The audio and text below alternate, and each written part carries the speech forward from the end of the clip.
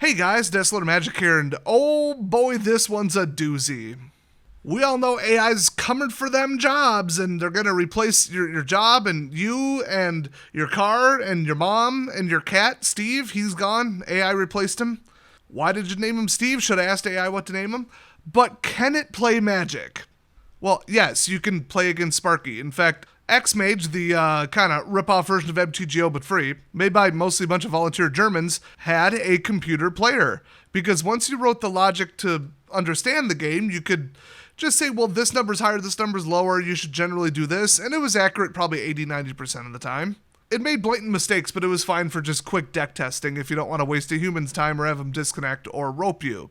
But you look on MTG Arena, you can play against Sparky, and I don't know if I've ever seen Sparky do something truly boneheaded. I think maybe once or twice.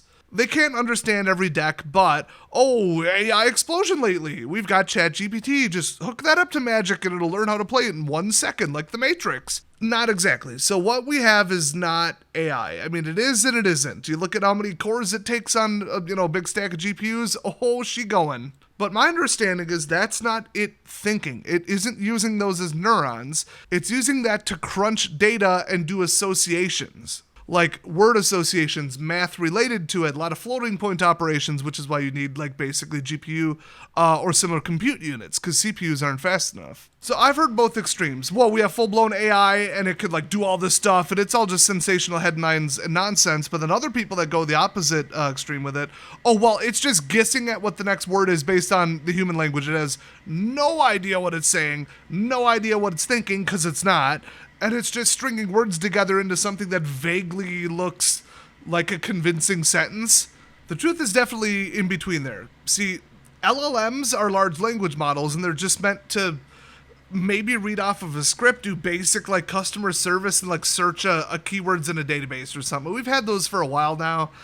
They were more like manually tuned and custom jobs, and now it's just got like a little bit of AI processing and just that kind of code thrown at that kind of stuff, and it does it better. But people are saying, well, it's just spouting off gibberish and it's just combining sentences it found online, and it really has no idea what it's saying. Then you get the other people who are like, whoa, it's actually a conscious being because I'm an easily convinced naive moron, and now I'm going to dump my wife and date this AI. Yeah, simple-minded idiots are going to have a lot of problems with AI, but it's not because the AI is some manipulative super thing like you see in the movies. What I like to say is about a year to 2 years ago, this is what blew people's mind. When people are like, it's just a chatbot. It's just they're showing optimized stuff. And when you really start talking, it's just going to start spouting gibberish. And then they homemade a meme and uploaded it and said, explain the joke. And it broke it down like, well, this is meant ironically, and it's the opposite of what would be true. And that references the image. And like, it didn't just go on Reddit and find the meme and find somebody explaining it. No. It understood the text and it understood the reference and understood the joke because it's seen similar humor before. Now, I don't mean anything I just said to imply thinking. And that's why I'm thinking like, okay, would you be able to play Magic with it? Arena has Sparky, X-Mage has whatever AI they have that a couple volunteers wrote real quick in their free time. Must not be that hard then, right? I've seen them make some pretty bad mistakes. It's really just math. It's this number's higher, this number's lower, let's do this. And that's where you get the law of diminishing returns. I want to mention this because this is like the key to everything in this video. You put in $1 million and you create a rudimentary AI. You put in $10 million and you get it up to the point where it's like, oh wow, look at this. This is like actually functional. These numbers are completely made up, by the way.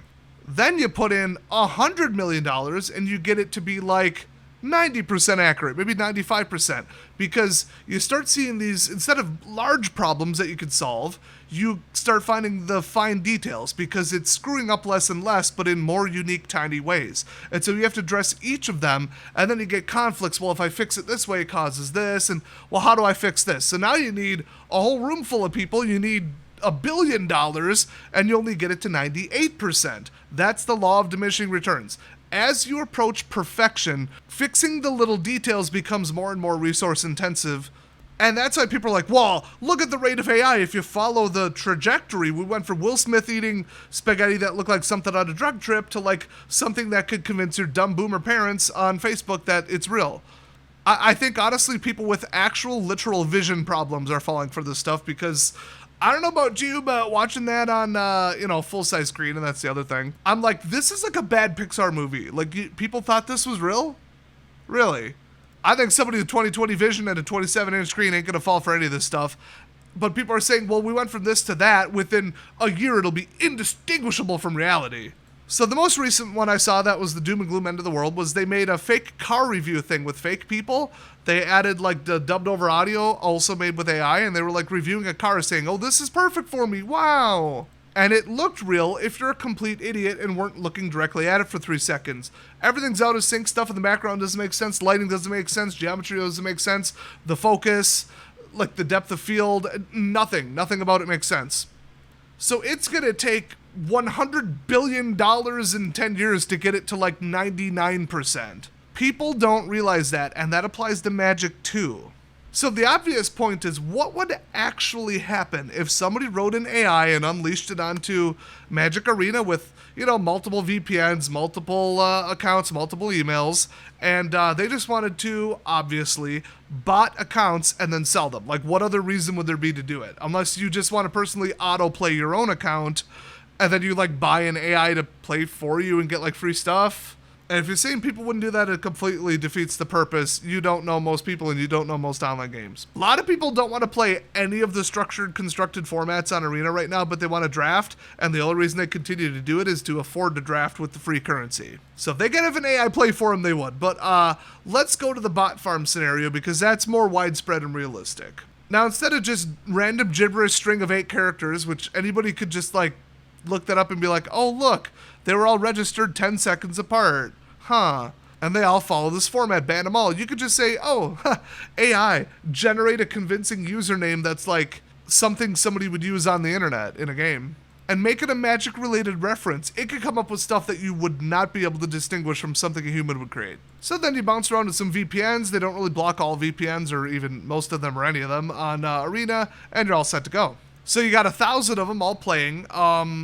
Now you go on, probably not eBay because they cracked down on this, but somewhere, some sort of website somewhere, and you list, 100 of them for sale and say this amount of currency, this level, this many cards in their collection. Give me 20, 30 bucks and, the account's yours. And then they just keep running them, and they're moderately competent players. They could go into 100% unranked, just do the dailies, and image recognition where, you could have the AI say, oh, stop when you're done with the dailies to this point and you have this many coins, and when this symbol on the screen says this, then do this. It could do that. We've had that technology for 20 years. So you could program it to do that without APIs, spying on the data, packet sniffing stuff. It could just look at what's on the screen and do it.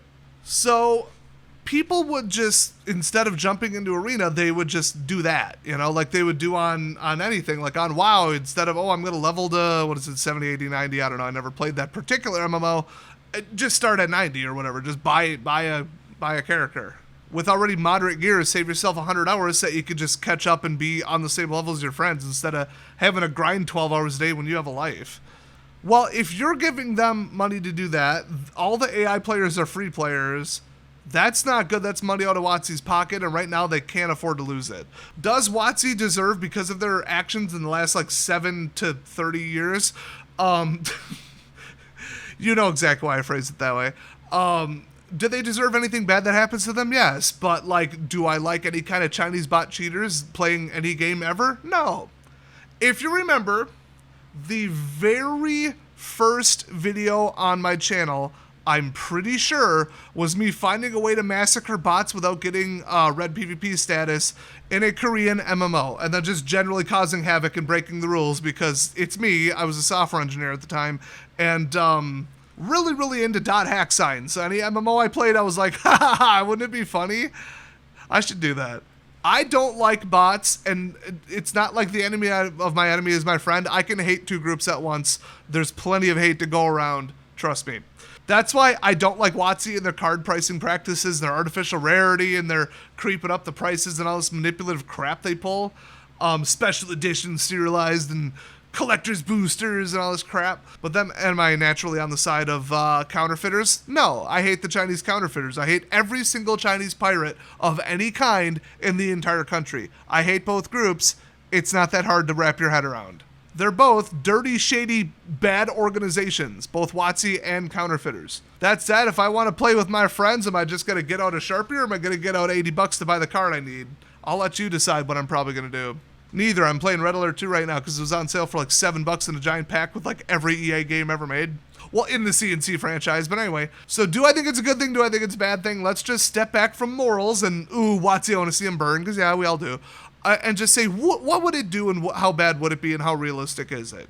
Well, server time spent on nobody spending money, not the end of the world, because, you know, let's say they have 1 million players and only like 1% of people are willing to go online to some sketchy website, send money via some, you know, Venmo or whatever, I don't know, to like Hong Kong or whatever to buy an account that might be banned. Okay, not everybody's into that. Very small portion.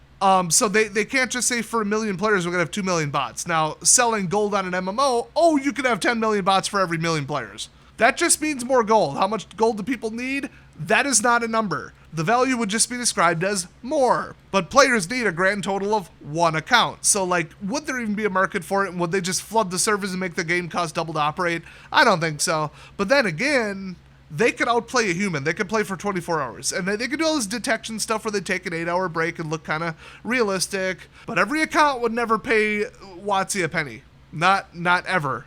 They would just grind stuff with the basic decks, build a better deck, and then go. So deck building, I don't think an AI would probably ever catch up with it, except for like mono green, mono red, really simplistic stuff. Maybe mono white, where they're going to say, well, you know, consider CMC, consider this, consider a couple easy things, and then just try to balance it. But I don't see it building real complex decks. I think people have tried and just, you can't do it. Now, they can simulate 10 million matches and find out which one is arbitrarily the best. And there's a rumor that that's how humans are doing it right now before they go to a tournament. But I've never been able to prove it. I think it's just accusations from butthurt people who lost. But then again, it sounds doable with the way I thought about it. That's all I'm going to say. So it doesn't have to understand its actions if it could just brute force it. But all of this takes electricity, heat, money, hardware. If nobody's willing to pay $500 for your account that's not worth $500 after you ran it for 100 hours of gameplay and came up with, let's be honest, not much, and then you've got a stack full of like 8 GPUs that all require a 3,000 watts constant or something total. Well, you had to pay for all that hardware, you had to pay for all the electricity, and all you got out of it was like, you know, maybe a dozen accounts working at a time on multiple VPNs and shit with like a kind of fast fiber internet with like pretty good upload. I think it would actually cost more than people are willing to pay for it because AI is so heavy. So heavy. Now, if they got it hyper efficient because it doesn't need to explain to you quantum physics, it just needs to play magic, and they can make it more efficient, that would be dangerous. Now, could they do that? I don't know. I'm not an AI programmer. My guess and gut feel is yes, and I've heard some examples that are similar. So let's say they got it down to you could just run it on a desktop, multiple VMs, call it a day. And the cost didn't exceed what you could sell it for, so people would actually bother. I don't see how it would impact or ruin the game that much. Oh, they see 1 to 2 to 3% more server traffic. So what? Bandwidth and server time are pretty cheap these days. And then if somebody already paid for an account, they're probably willing to pay for other things involved in the account because they sunk, you know, we'll say $100, $200, $300 into buying some botted account, thus proving they're willing to spend money on that account. So what are they going to do after they receive it? Probably spend money on that account. So it all kind of comes back around in the meantime, where if they had to start from absolutely zero and they're not willing to drop, you know, $1,000 to build 3 decks, which is probably about what it would be right now in the standard meta with the amount of packs you'd have to build and stuff, or open to build what you need with the number of wild cards and all that, or directly buy the wild cards, my gosh. If they're not willing to spend that much, but they're willing to spend a medium amount, and then it would just be the time of grinding too, they're just not willing to do that, they would probably just go play another game. They'll just invest their time and effort somewhere else. So it's lost customer versus paying customer who just took a shortcut and AI pumped it for them. At the end of the day, WotC makes money. And that's what I'm a little bit worried about. Would you even know you're playing against them? Like I said, I probably would play on ranked if I was like the owner of this bot operation. Just because what benefit would there be to your opponents getting more difficult as you go? So let's circle back to one thing that I believe I mentioned earlier. It wouldn't really matter if people bought accounts and sell them. It would, at the end of the day, actually make WotC money. I honestly don't think they'd even crack down on it. But what about people just buying some little ghost mouse thing or something that runs in a VM or whatever. Obviously, there's no API to control the cards and stuff, because why would you ever open that up to somebody automating that? But it would have to use like image recognition, actual rendering, a lot of GPU time, plus the local AI on top of it, just saying, to play for you on your account. Because then, it's a multiple-year-old account. It looks legit. You've paid WotC money a couple times, we'll say. And then you're like, oh, I could just power level myself and just get rid of the parts I don't need. And I basically have like unlimited coins and gems. Well, geez. So you just have AI play on your account. That would be nightmare scenario, because if that caught on, you almost wouldn't even be able to catch it. Like you wouldn't be able to stop it, because these are very obviously legitimate players. How would you detect the play patterns other than really long sessions? And you can't even really say like repetitive decisions, because if the AI is good enough, it would know how to play the game. And could you teach AI to play the game in general? I think there's some decks that it would never understand unless you use like LLMs to like explain it to it, and it's able to write that data to a database. I think AI is capable of doing that. I'm not 100% sure. Like, you would write up a paragraph about how the deck works. Like, it does this, it does this. Mulligan if you don't keep this. The central theme is this. This is the most important card. This is the interaction, the backup plan, and the backup plan.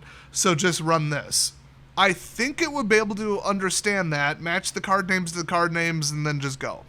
And that scares me, because that would result in, let's say, like, this catches on like crazy, 10, 20, 30%, maybe 50%, 100%, because you leave it running for 8 hours overnight, where you'd only play Arena, 1 hour on a normal day, but then only 5% of people are cheating with a bot. Okay, do the math yourself.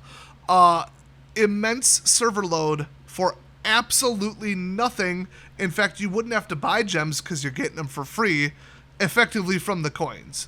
You can't directly earn gems, and I think that's why they did that on purpose, but, if you have enough coins, you don't need gems, and technically, if you max out a set, you could use the coins to buy packs, open them, and you get 40 gems every time a rare shows up, which is every single pack. And I know, because I've done that twice. So let's just say you run it in the background overnight, 8 hours a night, 12 hours a day, who knows, while you're at school, while you're at work, and you get 500,000 coins within, like, a reasonable period of time, and then effectively turn that into, like, 10,000 gems. Well, now you don't need to give WotC a damn penny. So not only are you putting the server load through the roof, but you're also not giving them as much money as you normally would have, because you found the cheat code. You found the little shortcut, and it just costs like $2 a month or whatever for, I'm trying to think what like GTA cheats cost. I am not a cheat pricing connoisseur, but I believe I've heard like in some games 10 to 30 bucks a month. Like, I think MW3 was like 10 bucks a month to rent a bot that would just do whatever. I don't know why people would even pay money for that, but whatever. I think they would be in big trouble. What would they have to do about it? Start accusing people that aren't botting, who just play for a long time and really like the game. Accuse them of cheating and start taking action against them.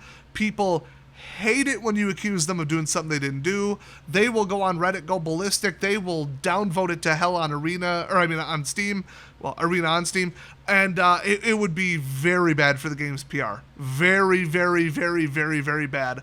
Human beings almost cannot be more angered than, like, accusing them publicly of doing something they didn't do. That's like social pressure, ego, reputation, unfairness, like everything. That's like resources, every part of the brain that everything thinks is important, all being targeted at once. People lose their damn minds. And what they'd probably have to do is just say, we're enforcing a 2-hour per day play limit. So if you spent 2 hours botting and then you can't play, well, then you can't play. So what would be the point? And you can't really get that much done in 2 hours. What if enough people are getting caught that the cheat maker says, okay, we've got like end game, just blow it all to hell mode.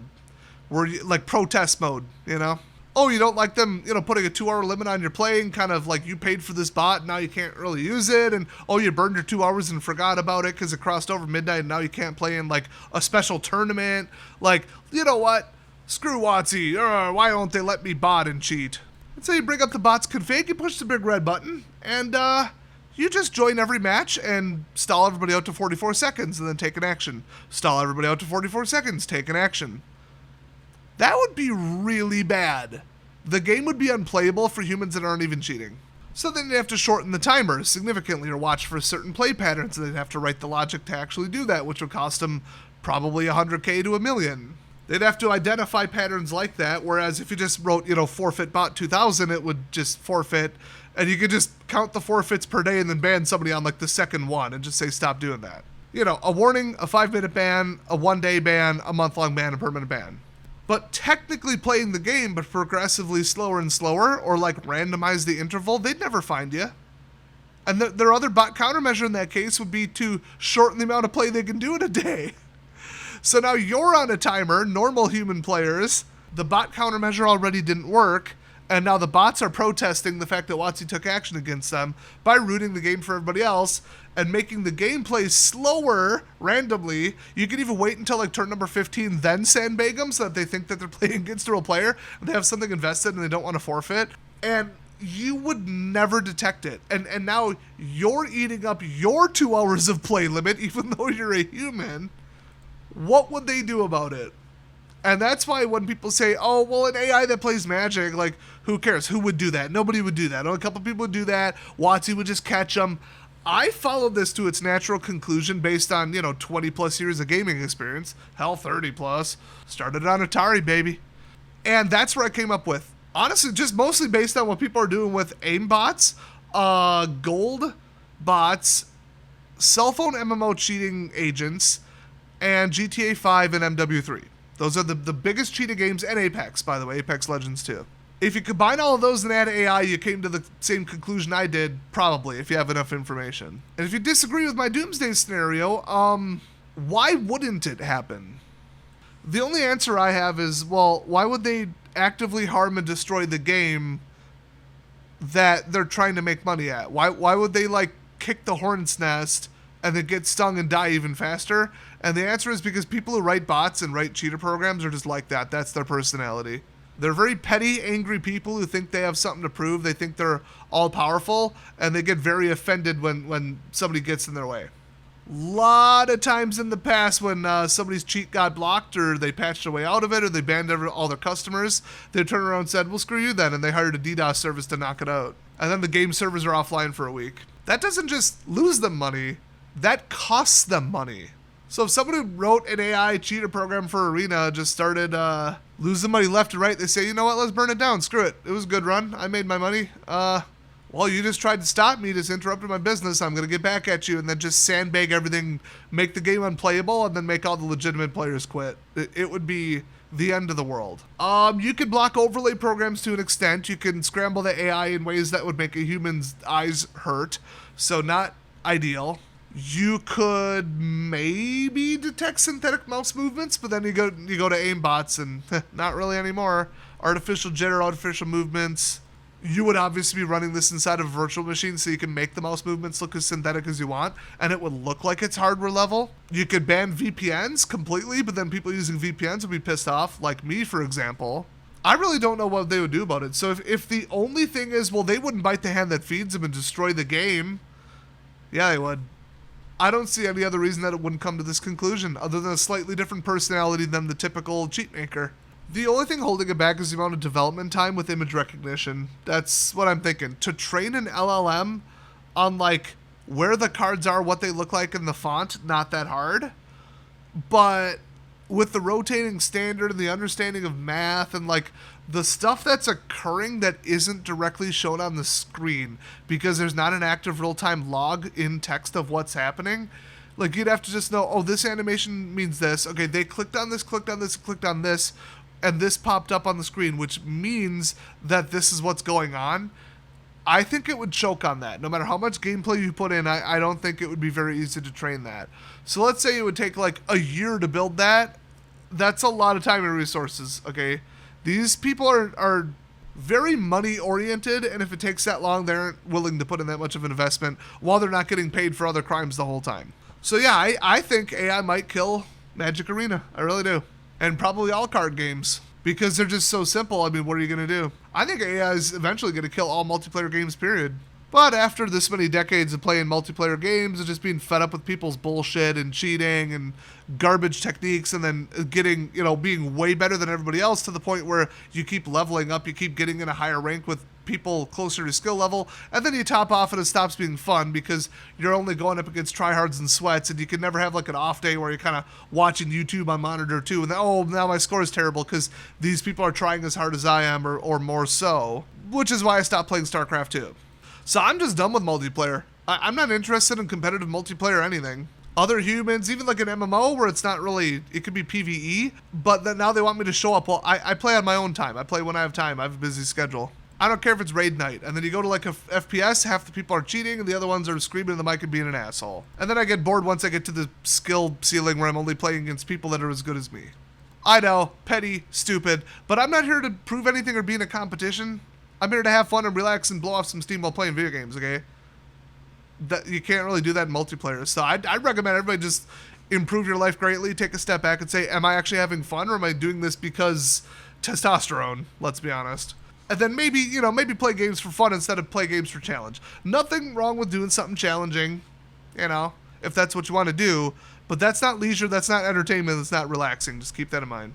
But yeah, with that final thought, I'm going to wrap up this rare, very rare long format video on my channel. If you watched this far, then you're obviously interested in what I have to say.